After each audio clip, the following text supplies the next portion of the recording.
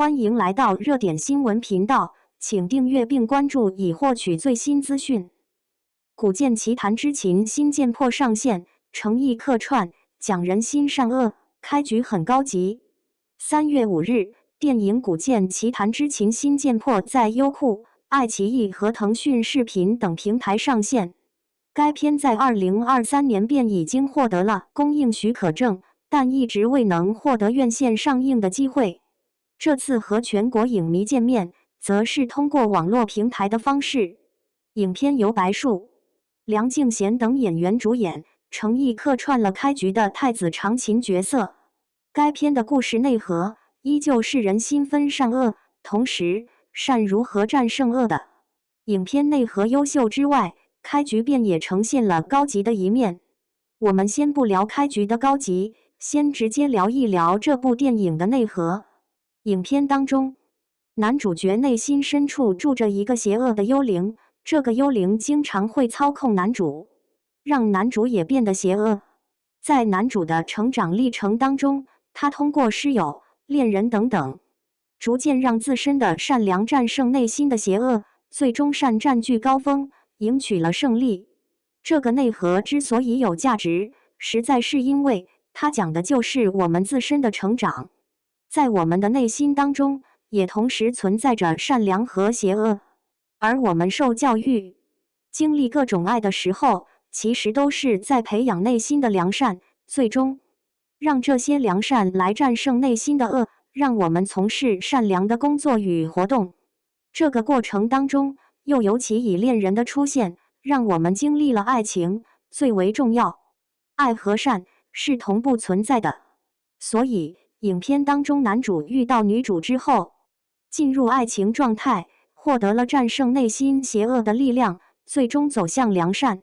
古剑奇谭之秦新剑魄是一部较为典型的仙侠类的影片。这类影片的好处便是把我们需要懂得的一些人生大道理，用仙侠故事的方式讲出来。如果没有这个故事，我们可能就不太容易理解为什么经历爱之后，善就可以占领我们人生的高地，爱和善又为什么往往是同步存在的等等。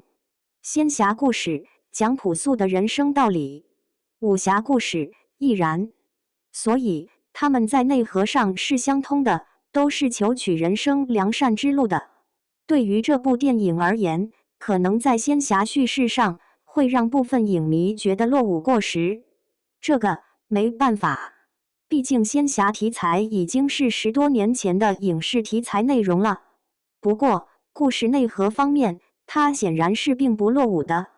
我相信每一代青年观众和影迷都需要通过一个故事的方式去接触人生的很多朴素性的真理。爱和善便是朴素真理当中最为重要的组成部分。青年朋友们看这部戏，应该能够获得一些启发。青年实力派演员程毅在这部影片当中客串出演了太子长琴这一角色。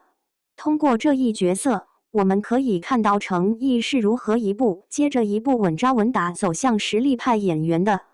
这里边有演技层面上的高起点和日积月累，同时也有演员对于优秀角色的吸纳和自我成长。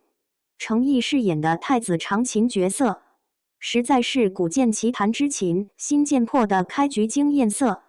我们不妨来看看太子长琴的故事。他是上古的仙人，和一条蛟龙是好朋友。然而蛟龙引发了不周山大火，太子长琴奉命斩杀这条蛟龙。这本身便存在着人生的悖论，关系了你的好朋友犯下了致命的错误。这个时候你不得不斩杀自己朋友的时候，你会怎么办？什么叫人生悖论呢？就是你无论选择哪条道路，都可以找出选择的合理性，但亦面对选择上的不合理性问题。合理与不合理之间是相互纠缠的。咱们的人生经历当中，会出现大量的这类人生选择，两条路径都具备合理性与不合理性，需要我们来抉择。在影片当中，太子长琴面对这一问题的时候，是不忍斩杀，这便是人生的一种良善了。我们当然也可以用大义来论述太子长琴的软弱，但殊不知，无论是仙还是人，唯有保持内心的这一点软弱，才是最具备人性价值的。太子长琴是以内心之善来守护人性当中最软弱的部分，而在哲学层面上，善又必然与恶对应存在。正因如此，太子长琴辞世之后，自身的一半成了恶的化身，另一半显然是守护着善的。这未尝不是作为生命个体存在的我们的共同特点。所以我说，这部戏的开局，程毅饰演的太子长琴部分，便是非常高级的。程毅似乎从艺以来，经常饰演一些具备哲学观感的角色。这种角色的高级，最终和演员自身成长的高级合二为一。演员在角色当中攫取力量与智慧，而最终又通过自己的演技来反哺角色。所以，优秀演员的出现，并非是一蹴而就的，反倒是程毅这样稳扎稳打成长起来的。影视作品当中没有小角色、小演员，用心了必成其大。